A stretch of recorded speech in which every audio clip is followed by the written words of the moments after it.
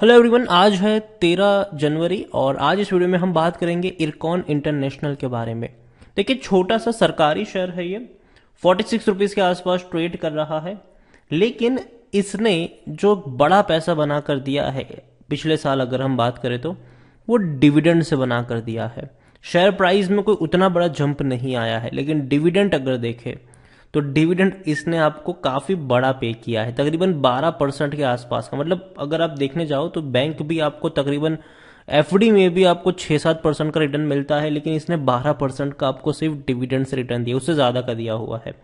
Video में हम discuss करेंगे कि इरकॉन इंटरनेशनल को भैया किस तरीके से ट्रेड करना चाहिए, क्या सोचना चाहिए, समझना चाहिए, वो भी डिस्कस करेंगे। लेकिन उससे पहले अगर आपने अभी तक चैनल को सब्सक्राइब नहीं किया है तो प्लीज़ अभी इसे सब्सक्राइब कर लीजिए, क्योंकि आगे भी बहुत सारे वीडियोस हैं जो आपको काफ़ी ज़्यादा हेल्प करेंगे।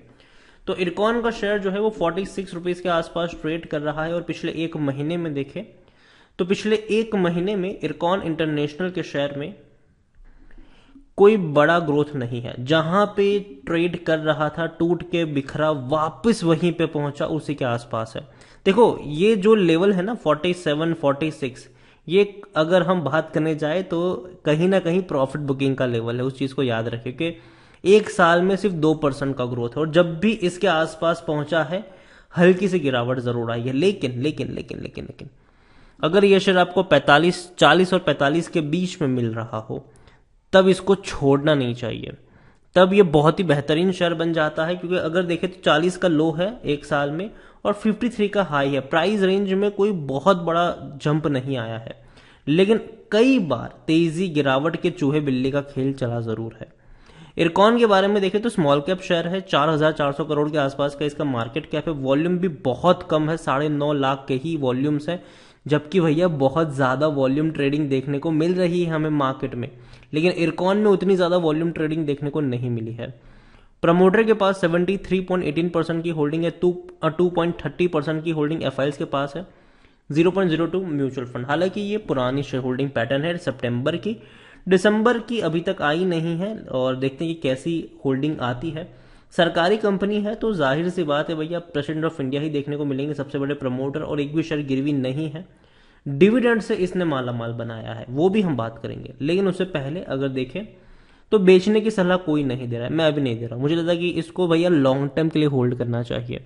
लॉन्ग टर्म के लिए 3-4 साल रखे रहो, कोई डरने की बात नहीं है। प्राइस में कोई उतना ज्यादा फर्क नहीं पड़ेगा, लेकिन हर साल आपके अकाउंट में डिविडेंड से जो पैसा आएगा वो डेफिनेटली आप कह सकते हो कि भैया आपके बैंक एफडी और पॉलिसी से भी ज्यादा होगा। यहां देखें तो 67% लोग according to Moneycontrol user खरीदने की सलाह दे रहे हैं, और 33% लोग होल्ड करने की आपको नसीहत देते हुए नजर आ रहे हैं। यहां पर अगर मैं इनके डिविडेंड्स की बात करूं तो डिविडेंड इसने 2021 में 4 बार तो डिविडेंड पे किया है। ₹1.30 का पहले किया डिविडेंड पे फरवरी में, फिर अगस्त में 45 पैसे का, सितंबर में ₹1.70, नवंबर में 70 पैसे। तो डिविडेंड से ही अगर हम काउंट करें तो ₹4 से भी ज्यादा का इसने डिविडेंड पे किया है, ₹4 से भी ज्यादा का, जो कि अगेन बहुत अच्छी बात है। और इवन अगर हम थोड़ा और पीछे चले तो 2020 में इसने जो डिविडेंड पे किया था वो तकरीबन ₹15 का डिविडेंड पे किया था 2020 में। हालांकि तब शेयर प्राइस ज्यादा थी और तब इसका ये जो बोनस नहीं दिया था, तो ₹100 के आसपास मान के चलो इसका शेयर प्राइस। और 2019 में तो भैया और बड़ा डिविडेंड पे किया था, तकरीबन ₹21.50 का ये डिविडेंड था। तो कंपनी जो डिविडेंड पे करती है उसमें ही अगर आप देखें तो ज्यादातर पैसा बना है, डिविडेंड से ही यहां पर पैसा बना है। नॉर्मली शेयर प्राइस में कोई उतना बड़ा उछाल कभी भी यहां पर देखने को नहीं मिला है। 3 साल का भी अगर मैं आपको डेटा दिखा दूंगा तो शेयर प्राइस में कोई उतना बड़ा उछाल नहीं है। शेयर प्राइस में मुश्किल से 12% का ग्रोथ है, लेकिन जो डिविडेंड दिया है उससे पैसा बना है, उसमें लोगों ने पैसा कमाया है, वरना प्राइस रेंज में कोई उतना ज्यादा फर्क नहीं पड़ा है। लेकिन हाँ, अगर आपकी बाइंग नीचे के लेवल पर हो तब तो बहुत अच्छी बात है, और इसीलिए मैं कहता हूं कि ₹40 और 45 के बीच में अगर इरकॉन मिलता है तो वहां पर खरीदारी के मौके हैं। इरकॉन के रेवेन्यू देखें तो इंक्रीजिंग मोड में है, अच्छी बात है। 3,000 करोड़ के रेवेन्यू 5,350 करोड़ के आसपास पहुंच चुके हैं, और प्रॉफिट्स भी देखे तो इनके लगातार इंक्रीजिंग मोड में थे। हालांकि 2021 में प्रॉफिट कम हुआ है, लेकिन कोविड की वजह से डेफिनेटली थोड़ा सा डेंट तो यहाँ पर लगना ही था। इरकॉन के बारे में देखें तो सब कुछ बेहतर है।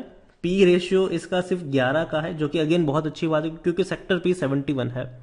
तो बहुत ही सस्ते कीमत पर सस्ते वैल्यूएशन के ऊपर शेयर अवेलेबल है। अनलॉक अभी भी हुआ नहीं है ये शेयर, और इसीलिए 100% एनालिस्ट खरीदारी करने की सलाह दे रहे हैं।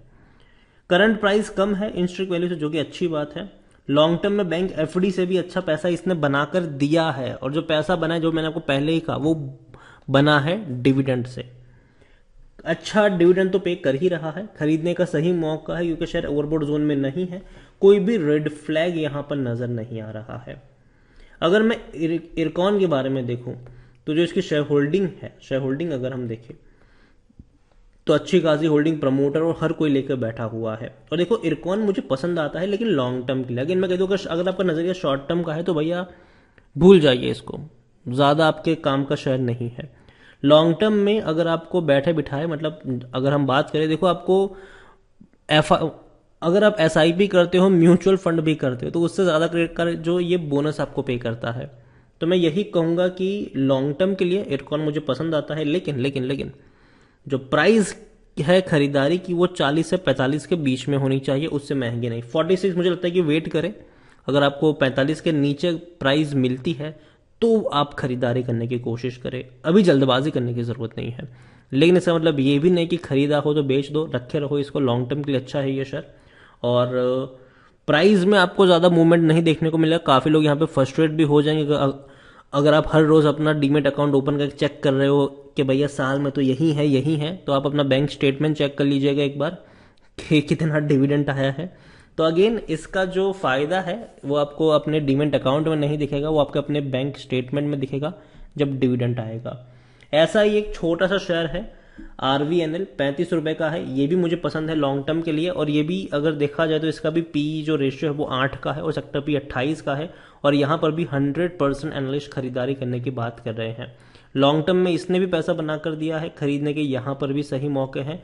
एक और शेयर है IRFC, ये भी पी रेशियो इसका बहुत कम है, 6.82 का है, और सेक्टर पी 28 का है, और इसलिए 100% जो एनालिस्ट है वो खरीदने की सलाह भी दे रहे हैं। देखो इनकी वैल्यू अभी भी अनलॉक नहीं हुई, और ये जो तीनों शेयर जो है ना वो रेलवे से जुड़े हुए हैं, बहुत बड़ा काम इनका रेलवे में होता है, और तीनों ही शेयर्स आपको अच्छा डिविडेंड भी पे करते हैं।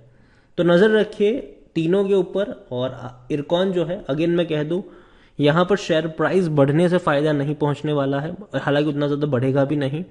जो फायदा आपको होगा वो डिविडेंड से होगा। तो अगेन अगर आप अपने डीमेट अकाउंट में प्राइस को चेक करेंगे तो आपको उतना ज्यादा क्या कहते हैं कि रिटर्न देखने को मिलेगा नहीं, लेकिन अगर आप बैंक स्टेटमेंट में अपने डिविडेंड को चेक करेंगे तो आपको पता चलेगा कि अच्छा हाँ भैया पैसा तो बना है यहाँ पर। तो वीडियो को यहीं पे एंड करूंगा। पसंद आया हो तो लाइक करें, शेयर करें। चैनल पर अगर आप पहली बार आए तो प्लीज सब्सक्राइब करें, और इरकॉन के बारे में आप क्या सोचते हैं वो भी आप मुझे कमेंट में लिखकर बता सकते हैं। Thank you.